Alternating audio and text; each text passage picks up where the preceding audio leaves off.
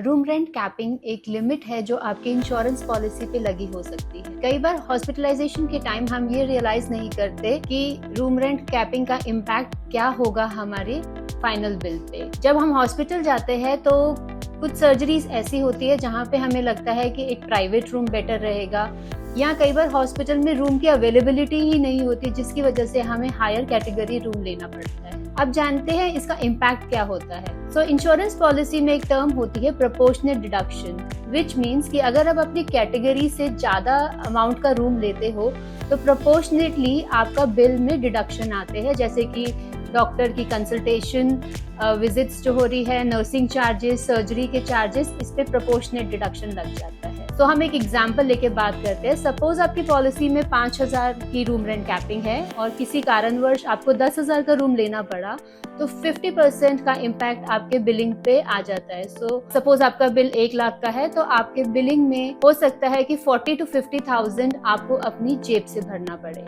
Another impact होता है, कुछ हॉस्पिटल्स में इंश्योरेंस कंपनी के रेट फिक्स होते हैं जिसको हम पीपीएन चार्जेस कहते हैं। तो सपोज अगर आपकी पॉलिसी में ये लिखा हुआ है कि आपकी कैटेगरी शेयर्ड रूम है जिसका PPN charge for a particular surgery 40,000 है, लेकिन किसी कारणवश आपको higher category which is private room लेना पड़ा जिसका पीपीएन कैटेगरी 60,000 का था, तो जो 20,000 का डिफरेंस है ये भी आपको अपनी पॉकेट से देना पड़ेगा बिकॉज आपकी इंश्योरेंस पॉलिसी इसको अलाउ नहीं करती। इसका इम्पैक्ट क्या होता है? इसका इम्पैक्ट ये होता है कि कई बार जब हमें रूम नहीं मिल रहा, हमें हायर कैटेगरी लेना पड़ता है, या कुछ सर्जरीज ऐसी है जहाँ पे आपको हो सकता है एक प्राइवेट रूम की रिक्वायरमेंट हो या हायर कैटेगरी रूम की रिक्वायरमेंट हो for the patient to stabilise. ये फ्लेक्सिबिलिटी और ऑप्शन दोनों आपके हाथ से चले जाते हैं बिकॉज पॉलिसी की लिमिटेशन है। So it is better claim से पहले हम समझ जाए कि हमारी पॉलिसी में क्या ये रूम रेंट कैपिंग है। ये पॉलिसी को आप पढ़ के जान सकते हैं, वहां पे लिखा होगा टर्म्स एंड कंडीशन में कि कितना रूम रेंट कैपिंग है। जनरली 1% ऑफ सम एश्योर्ड लिखा होता है या रूम कैपिंग डिफाइंड होती है। अगर आपको नहीं समझ आ रहा है कि कहाँ पर ये पॉलिसी में लिखा है तो आप हमारा know your policy feature use करके भी